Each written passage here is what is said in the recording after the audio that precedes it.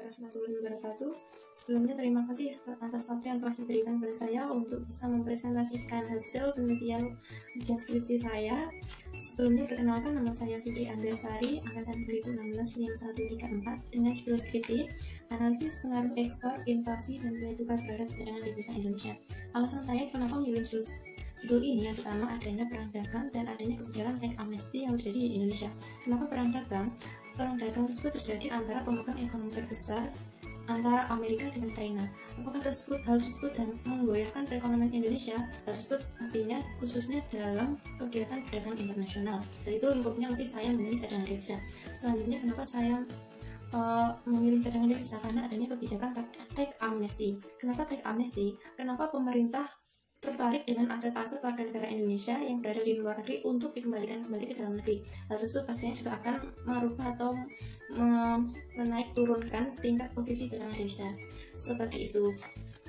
Yang pertama, untuk presentasi kali ini dengan latar belakang, yang pertama, Indonesia salah satu dari beberapa negara yang memiliki program pembangunan secara menyeluruh untuk tujuan masyarakat yang adil dan makmur.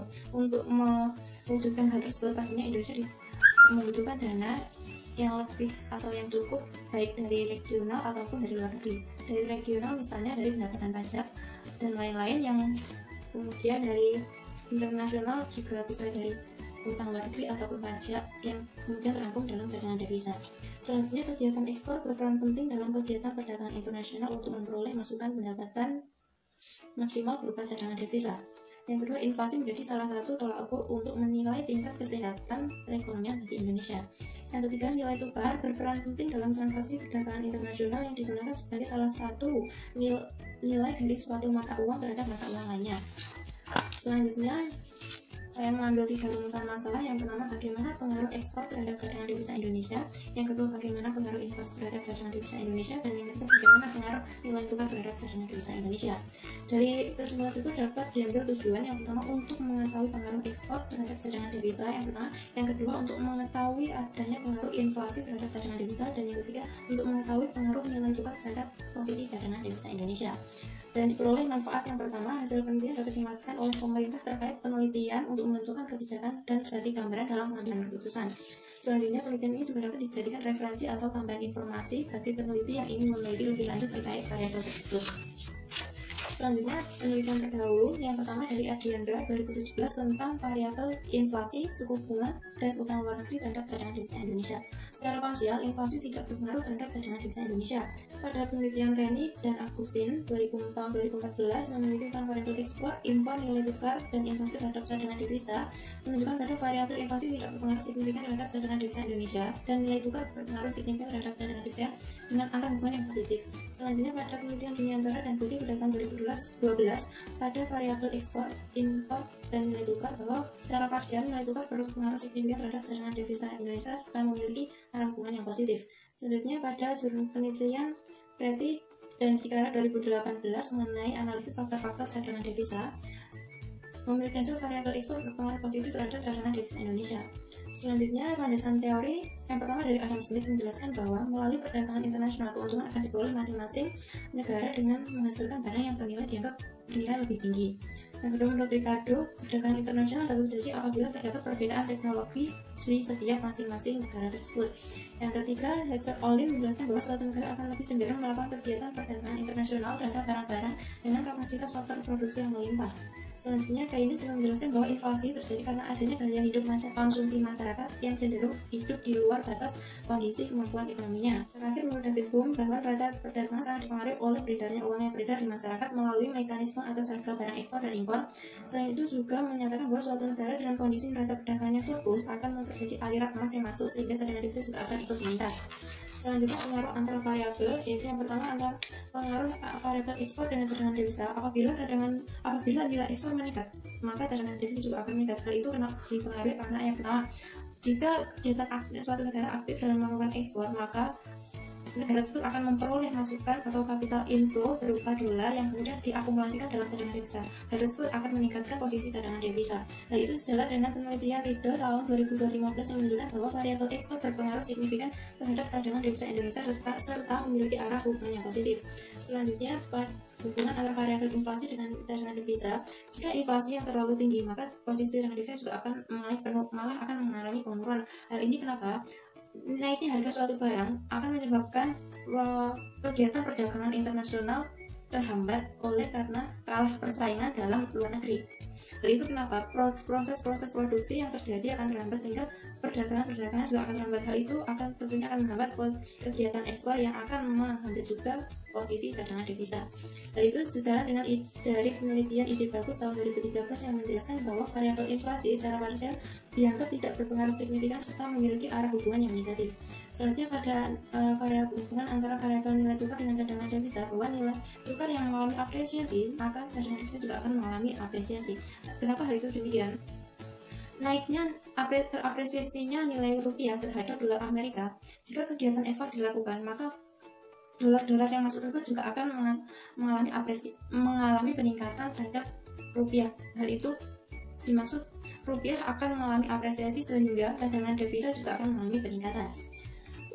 Selanjutnya, pada kerangka berpikir dari ekspor yang meningkat akan menyebabkan capital inflow masuk yang dirangkum dalam neraca transaksi yang tersebut akan berpengaruh terhadap cadangan devisa juga akan meningkat. Selanjutnya, inflasi yang tinggi menyebabkan ekspornya terhambat, kemudian neraca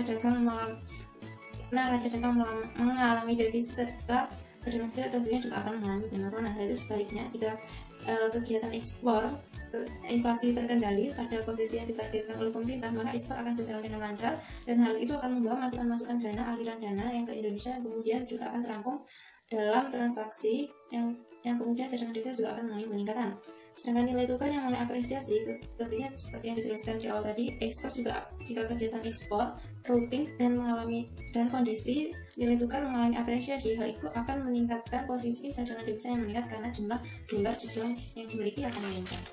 Selanjutnya, metode penelitian. Lokasi penelitian yaitu dilakukan di Indonesia berkaitan dengan variabel ekspor, inflasi, nilai tukar, dan cadangan devisa.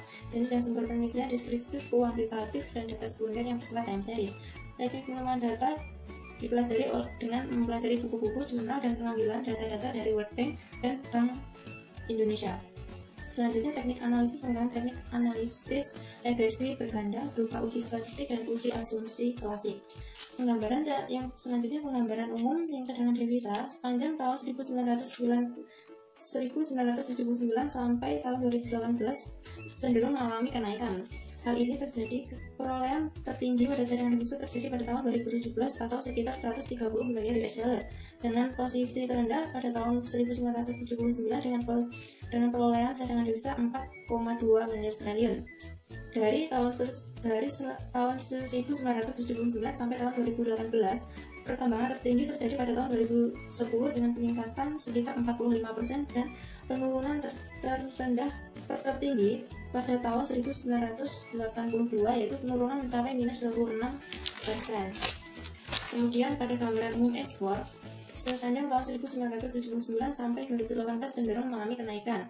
Hal ini posisi ekspor tertinggi terjadi pada tahun 2018 dengan posisi 218 miliar US dollar dan terendah pada posisi 15 miliar US dollar. Hal itu juga mengalami perkembangan dan penurunan. Perkembangan tertinggi terjadi pada tahun 2010 dengan peningkatan ekspor sebesar 40% dan penurunan terjadi pada tahun 1986 terjadi minus 19%. Gambaran umum inflasi sepanjang tahun 1979 sampai tahun 2018 cenderung mengalami fluktuasi. Hal ini inflasi tertinggi terjadi pada tahun 1998 dengan persentase 58,45 dan terendah pada tahun 2018 sekitar 3,2%. Selanjutnya, gambaran nilai tukar sepanjang tahun 1979 sampai 2018. Nilai tukar terapresiasi pada tahun 1999 yaitu terapresiasi sebesar 27,48% dari tahun sebelumnya, dan depresiasi tertinggi terjadi pada tahun 1999 dengan persentase 70,95%. Pembahasan uji statistik yang pertama uji F. Uji F tersebut digunakan untuk mengetahui antara pengaruh variabel independen terhadap variabel dependen. Diperoleh nilai probabilitas sebesar 0,000 dengan taraf nyata 0,5 yang disimpulkan bahwa untuk menolak H0. Hal ini berarti terdapat pengaruh yang signifikan antara variabel independen terhadap variabel dependen. Kemudian untuk uji T untuk mengetahui adanya pengaruh secara parsial antara variabel independen terhadap variabel dependen. Yang pertama, variabel X bar memiliki nilai probabilitas 0,0 dengan taraf nyata 0,5. Hal ini berarti disimpulkan untuk menolak H0, yang berarti terdapat hubungan yang signifikan antara pengaruh X bar dan cadangan devisa dengan arah hubungan yang positif yang ditunjukkan oleh tes statistik. Begitu juga dengan inflasi memiliki nilai 0,8 yang berarti tidak signifikan terhadap cadangan devisa dengan arah hubungan yang negatif, dan nilai tukar memiliki hubungan yang signifikan terhadap cadangan devisa dengan arah hubungan yang positif. Kemudian untuk pembahasan selanjutnya analisis koefisien determinasi, yaitu untuk mengetahui adanya seberapa besar variabel independen menjelaskan variabel dependen. Yang pertama, dengan uji R2 diperoleh nilai 98,47%. Hal ini disimpulkan bahwa terjadi hubungan yang kuat untuk menjelaskan variabel dependen.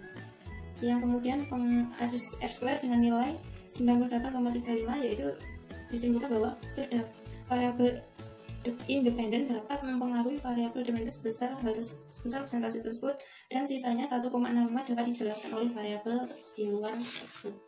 Kemudian di asumsi klasik yang pertama uji normalitas dengan nilai Berbeda 0,344. Hal itu lebih besar dari taraf nyata yang disimpulkan bahwa data tersebut terdistribusi dengan normal.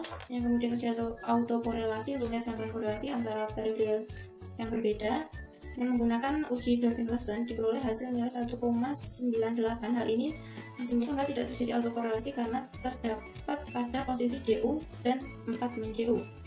Pada uji multikolinearitas, untuk hal ini untuk melihat apakah terdapat korelasi antara variabel dependen terhadap variabel independen. Pada penelitian ini dihasilkan pada variabel ekspor, inflasi, dan nilai tukar memiliki nilai yang lebih kecil dari R2 dari cadangan devisa. Hal ini disebutkan bahwa tidak terdapat gejala multikolinearitas. Selanjutnya uji heteroprediksibilitas. Pada tahap ini dilakukan uji Gross, uji Harvard, uji Graf, Ars, dan White.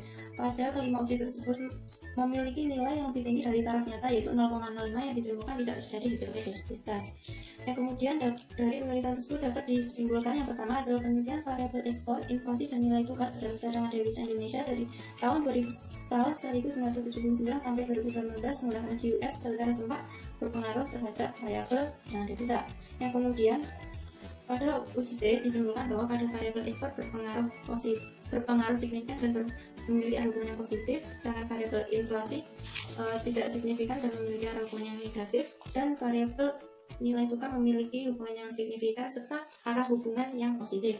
Yang terakhir saran, yang pertama, posisi nilai tukar diharapkan dapat dijaga perekonomian Indonesia melalui kebijakan fiskal maupun kebijakan moneter oleh Bank Indonesia dengan campur tangan bantuan pemerintah. Dengan laju inflasi yang terkendali, maka nilai tukar juga akan terjaga, sehingga dengan menjaga tingkat inflasi antara 2,5 sampai 5% akan memperbaiki laju perekonomian yang lebih stabil dan terjaga. Selanjutnya, keberlimpahan potensi yang berada di Indonesia langkah lebih baiknya dimanfaatkan untuk membuka lapangan pekerjaan, yang kemudian melakukan produksi untuk melakukan kegiatan ekspor, dan hal itu tentunya juga akan membantu perekonomian Indonesia, dan cadangan devisa juga pastinya akan meningkat. Sekian presentasi yang dapat saya sampaikan, kurang lebihnya mohon maaf. Wassalamualaikum warahmatullahi wabarakatuh.